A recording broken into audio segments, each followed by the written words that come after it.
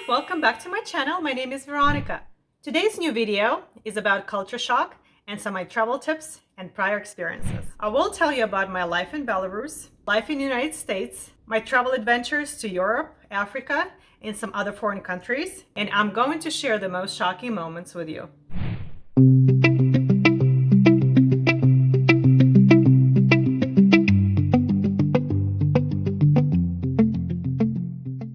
People tend to think that we're all the same and our cultures are very similar.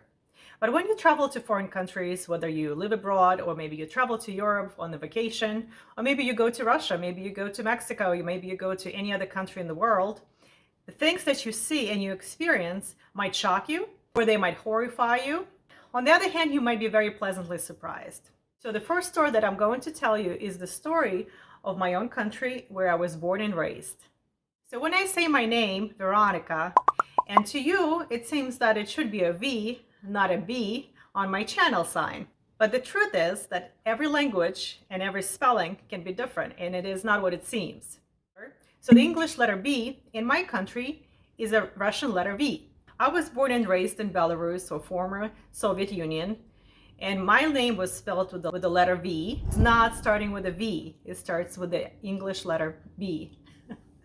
And a lot of little things like this seem kind of similar. Seems like you might know what they mean, but they don't necessarily mean the same thing in different cultures and different languages or all over the world. Same goes for meeting new people and understanding their culture, their traditions. And I would strongly suggest not to assume things, but try to learn things and understand before you make any kind of judgment about somebody else. So as I mentioned, I was born and raised in former Soviet Union. Belarus is in the middle of Europe, between Poland and Russia. You have Ukraine to the south and Latvia and Lithuania to the north of the country. Because of the Soviet Union, we all spoke Russian and we were taught Russian in schools. My life back home in Belarus was much different than the life that I live in the United States. From our living conditions to the way people communicate to the way people talk to you. First of all, I would like to tell you a little bit about how we live in Belarus, in Russia, in some former Soviet republics. Not only the housing or accommodations where you live are different, but also the amenities or utilities are not the same. Me and my family used to live in a 9-story apartment building, and we did have running water and bathroom in our apartment. But our 3-room apartment is not the same as 3-bedroom apartment, because you only have a living room and 2 bedrooms, and that's considered a 3-bedroom apartment. You have a tiny kitchen, a small bathroom, as well as the toilet that is separated from the shower and the bathroom. But if they live in the country, most of the times they do not have running water, hot water, or bathrooms in their house. So they still use outhouses, and they clean up once a week in bathhouses similar to saunas in America. Even in the apartment building that I lived in, our running water was running for the whole apartment building. And usually in the summertime, in June or July, they will turn off hot water for a whole month for maintenance.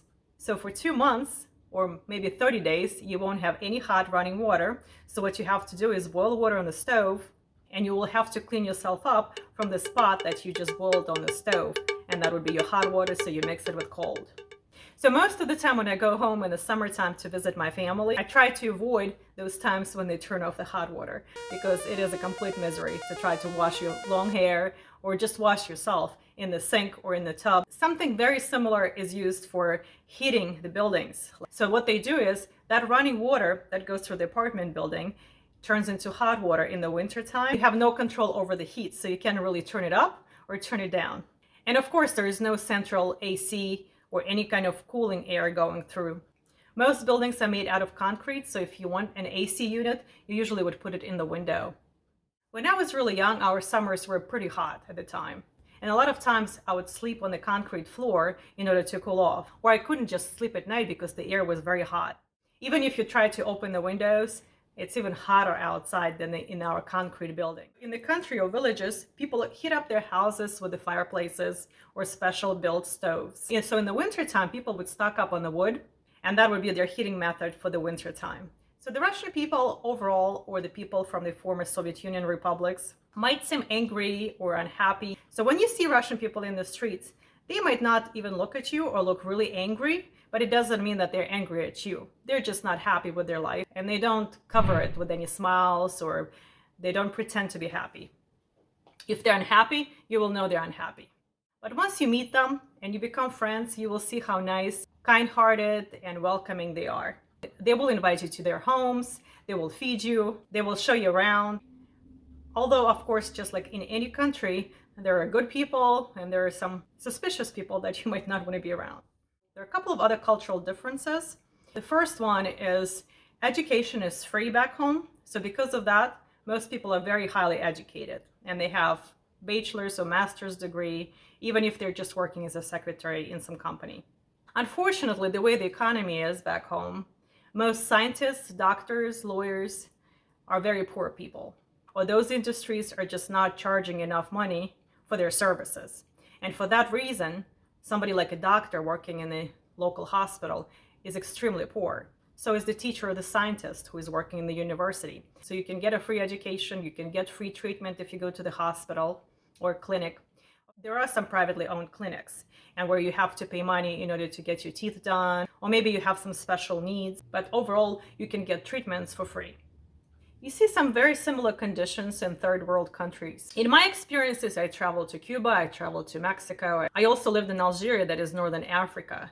And if the country has no money or it's a poor country, usually there is a very small percentage of population that lives well, and the majority of other population is just poor. You might have one big city in that country that is hustling and bustling, and there is business going on, there is tourism and other things happening. But if you go into the village or some rural area where most people live in that country, you see a lot of poverty everywhere.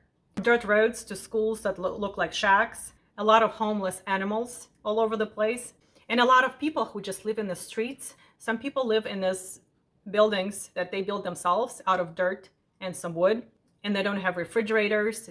They only buy food that they can eat in the same day. They walk everywhere, they might not have cars.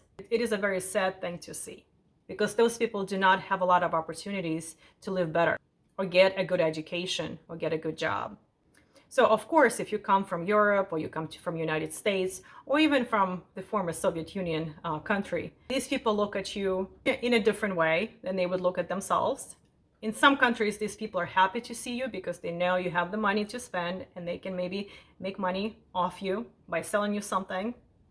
And on the negative side, there could be pickpocketers, people who are struggling so much that they're willing to do something criminal. So that's why you have to be really careful. And it's always better if you go into these countries, go with a group. They will take you safely to these most historic and most beautiful places, and then you can avoid some danger from the locals. The third thing I would like to talk to you about is Europe. Europe is one of my favorite destinations for traveling. One is because you get a melting pot of different nationalities, people from all over the world either living there or traveling through Europe. On the other hand, Europe is pretty civilized, so you can get the food that you like, the comfort and accommodations that you're used to. Then you see all that beautiful history, all those beautiful buildings and castles, and it's just absolutely gorgeous. You can go to the Mediterranean Sea, to the beach, stay at the resorts, travel on your own, and get a room at the boutique hotel somewhere downtown in the city. The towns are small. Overall, people are nice and welcoming. My favorite part about Europe is fashion and the way people like to dress up. Europeans take pride in how they look, even though they might have a very small closet at home and they might only have 4 or 5 beautiful outfits. Maybe these are brand names or just quality outfits. They might not have a lot of them. It's not American closets, walk-in rooms with tons of clothes. No, a lot of Europeans only have a couple of outfits that they wear every day or all year round. Every time I travel to Europe, I do go shopping all the time, and I do buy clothes and shoes. Shoes are my favorite because they're classy, they're sexy looking, they're beautiful design, Italian made or French made out of leather or some other beautiful material. Actually, just now I started partnering with a couple of European brands, and I'm going to model some of their clothes. In my future videos or shorts, you might see some of those clothes and shoes and jewelry that I'm going to be modeling for some of those brands from Europe. And you're welcome to check it out or buy a couple of items for yourself if you like them. But personally, I'm absolutely passionate about European fashion, European clothes, the quality of them, and how they look on you. So from the cultural standpoint, Europe is pretty safe, despite the fact of how many people from different countries go to Europe nowadays. It is still a beautiful place to visit no matter what country you go to. And one of my favorite things about Europe is that Europe is so small and every country is pretty tiny. It's so easy to get on the train or plane and go around Europe, go visit different countries. As being an American with an American passport, you can go through all the borders. You don't need a visa to go to most European countries. The other thing that I love about Europe is that vacations in Europe are usually cheaper than vacations in the Caribbean or somewhere in the United States.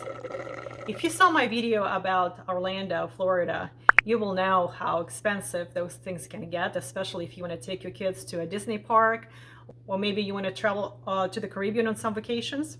That week of Caribbean vacation can be twice as much as a vacation in Europe, somewhere in France, in Paris, in London. And I know that because I've done it many, many times. European vacations are usually much cheaper than the Caribbean vacations, or American vacations for that matter. Let's say you decided to come to France for a week. You got a hotel in Paris, and now after a couple of days being in Paris, you're kind of sick of it and you want to see some other places. Nowhere else in the world would it be as easy as it is in Europe to get on the train, and after a couple of hours you're in Amsterdam, to Switzerland or Germany. It's like flying from Washington, D.C. to New York City. It can be 1 or 2 hour flight, or maybe a 3 or 5 hour train ride. And it can cost you maybe $40, maybe up to $100 if you're flying. So it's very affordable and very inexpensive for Americans.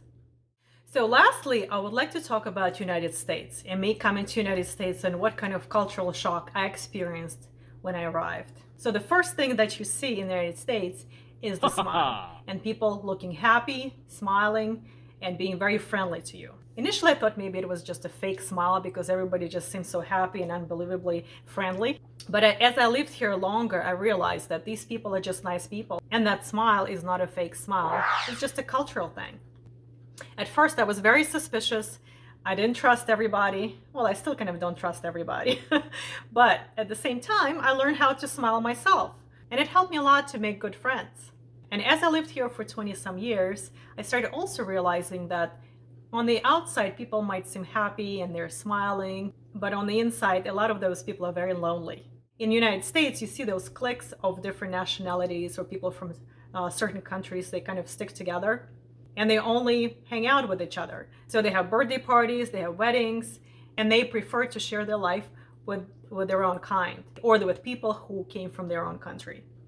The other thing that shocked me in the United States is the variety of food.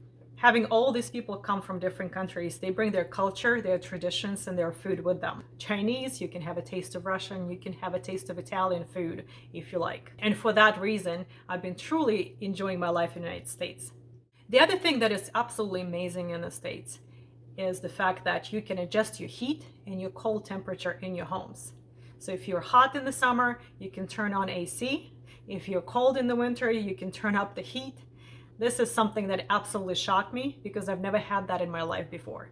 This is probably the privilege of living in the United States, and a lot of people take it for granted, or they've never been to other countries. Some Americans simply do not know that such a thing or such amenity is not accessible in other countries or some other places in the world.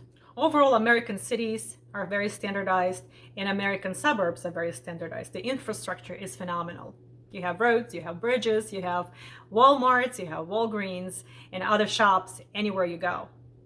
So you literally can live anywhere in the United States, even if it's a small little town or a big city, but you get the same amenities, the same comfort, the same multiple bathrooms on different floors of your house, the same heating and cooling systems, and even your own water that is not centrally run and turned off in the summertime. For that reason, I'm a very loyal American, and I will love this country until the day I die. One last thing I will say about the United States is that it is the land of opportunity. That's why there are so many foreigners, so many immigrants want to come here and live here. The American democracy and the American dream are two things that blow anybody's mind when they come here. Thank you so much for watching this video to the end. I really appreciate your support. If you liked my video, don't forget to hit the like button, subscribe to my channel, and stay tuned for new episodes of Happy Lady One-on-One. Have a great day!